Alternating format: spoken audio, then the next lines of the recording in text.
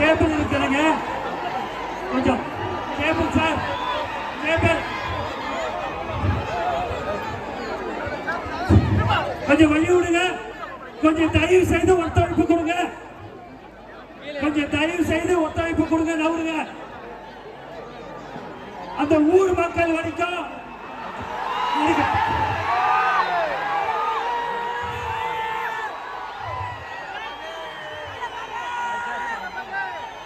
நிர்வாகிகள் எல்லாரும் கொஞ்சம் ஓரமா நில்லுங்க. நம்ம நிர்வாகிகள் எல்லாரும் ஓரமா நில்லுங்க, ஓரமா நில்லுங்க. நம்ம நிர்வாகிகள்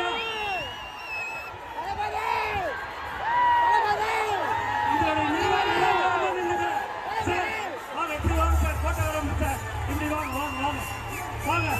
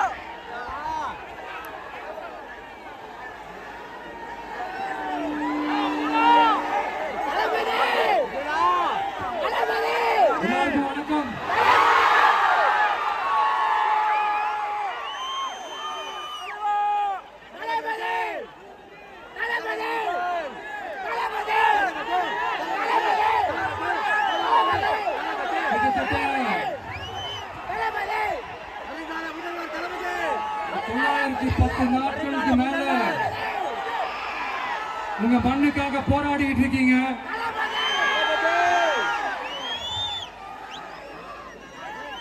உங்க போராட்டத்தை பத்தி ராகுல் ஒரு பையன், சின்ன பையன் பேசுனது நான் கேட்டேன். அந்த குழந்தையோட பேச்சு மனசு ஏதோ செஞ்சிருச்சு. உடனே உங்க எல்லாரையும் பார்க்கணும்னு தோணுச்சு, உங்க எல்லாரையும் கூட பேசி ஆகணும்னு தோணுச்சு. உங்க எல்லாரும் கூட நான் நிப்பேன், தொடர்ந்து நிப்பேன் சொல்லணும்னு தோணுச்சு.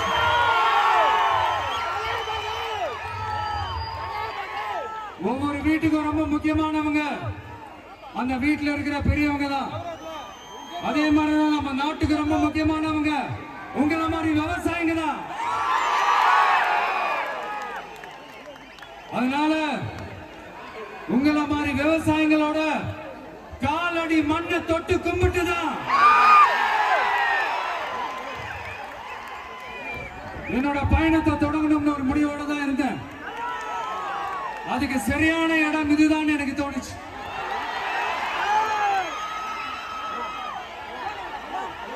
என்ன உங்க வீட்டுல இருக்கிற ஒரு மகனா என்னோட கள அரசியல் பயணம்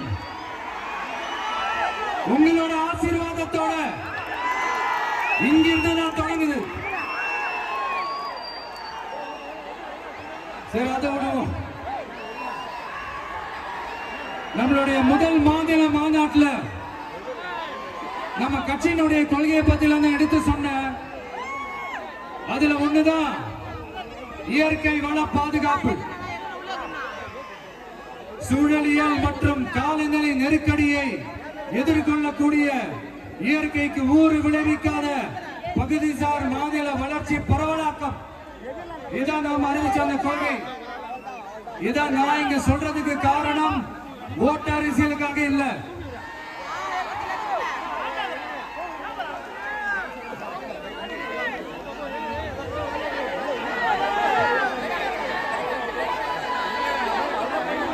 இன்னொரு தீர்மானம் அதே மாநில மாநாட்டில் நான் சொன்னேன். அது விவசாய நிலங்கள் பாதுகாப்பு கொள்கை தீர்மானம். அதுல காஞ்சிபுரம் மாவட்டம் பரந்தூரில் 1000க்கும் மேற்பட்ட ஏக்கர் பரப்பளவில் 13 நீர்நிலைகளை அழிச்சு சென்னையை நிரந்தரமாக வெள்ளக்காடாக்கும் இத்திட்டத்தை ஒன்றிய மாநில அரசுகள் கைவிட வேண்டும் வலியுறுத்தின. அது மட்டும் இல்லாம இந்த மண்ணுக்காகவும் மக்களுக்காகவும்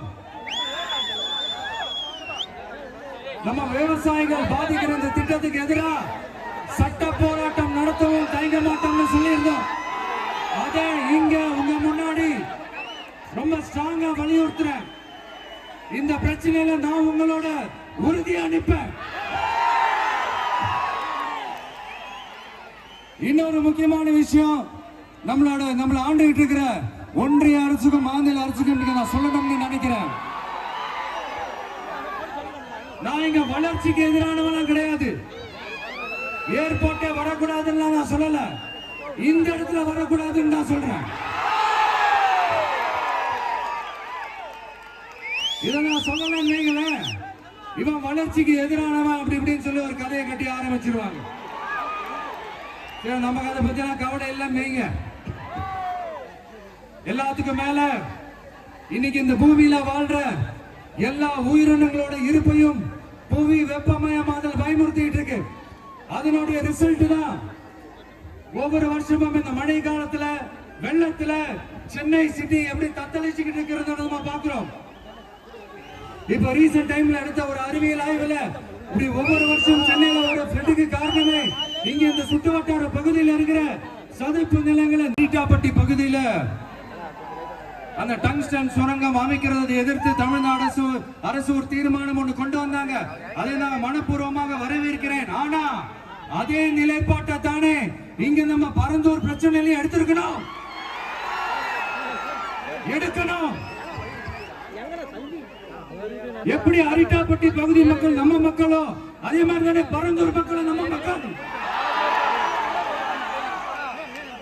அரசாங்கம் யோசிக்கணும். ஆனா அப்படி செய்யலையே. ஏன் செய்யல? ஏன்னா இந்த விமான நிலையத்தையும் தாண்டி இந்த திட்டத்துல அவங்களுக்கு ஏதோ ஒரு லாபம் இருக்குது.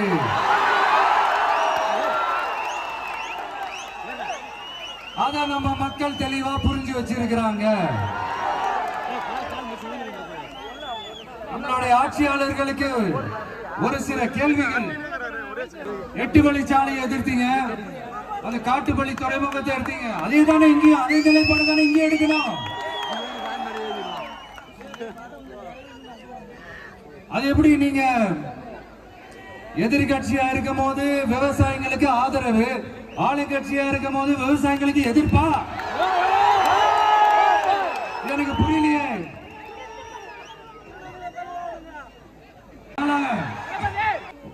உங்க நாடகத்தெல்லாம் பார்த்துக்கிட்டு மக்கள் சும்மா இருக்க மாட்டாங்க. நீங்க உங்களோட வசதிக்காக அவங்களோட நிக்கிறதும் அவங்களோட நிக்காம இருக்கிறதும், நாடகம் ஆடுறதும் நாடகம் ஆடாம இருக்கிறதும், அது சரி. நம்புற மாதிரியே நாடகம் ஆடுறதுலதான் நீங்க கில்லாடிகளாச்சு. அதையும் மீறி நம்ம விவசாயிங்க உங்க போராட்டத்துக்கு எதிராக போராடினாங்கன்னா பிரச்சனை தான். அதனால இனிமேல் உங்க நாடகத்தை பார்த்துட்டு மக்கள் சும்மா இருக்க மாட்டாங்க.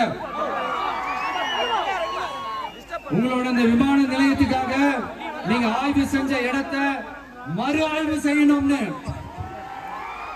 ஒன்றிய அரசுக்கும் மாநில அரசுக்கும் நான் கேட்டுக்கிறேன். விவசாய நிலங்கள் இல்லாத இந்த பாதிப்புகள் குறைவா இருக்கிற இடங்களா பார்த்து உங்களுடைய விமான நிலையத்தை கொண்டு வாங்க. வளர்ச்சி தான் மக்களின் முன்னேற்றம். ஆனா அந்த வளர்ச்சின்ற பேர்ல நடக்கிற அழிவு மக்களை ரொம்பவே பாதிக்கும்.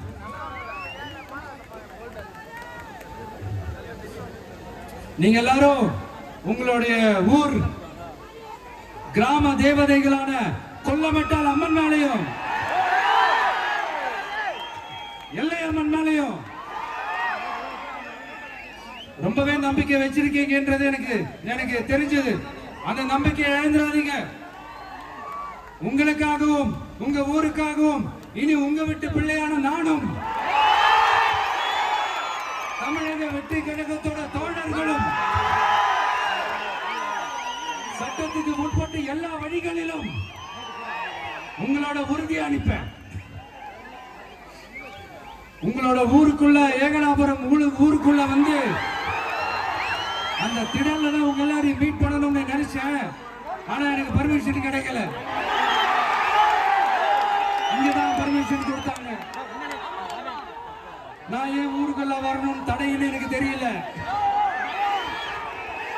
இப்படிதான் கொஞ்ச நாளைக்கு முன்னாடி நம்ம புள்ளிங்க ஒரு நோட்டீஸ் கொடுத்ததுக்கு தடை விதிச்சாங்க. ஒரு துண்டு சீட்டு நம்ம புள்ளிங்க கொடுத்ததுக்கு. அது ஏன்னு எனக்கு புரியல. அதனால கான்பிடண்டா இருங்க, நல்லதே நடக்கும், வெற்றி நிச்சயம்.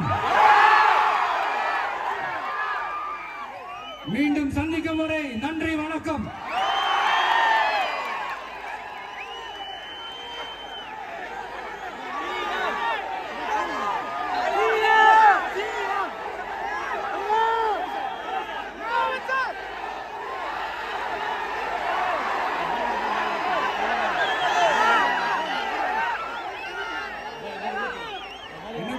டைம் ஸ்பெண்ட் பண்ணலாம் தான் வந்து, ஆனா நிலவரம் பார்த்தா முடியாது போல் இருக்கு.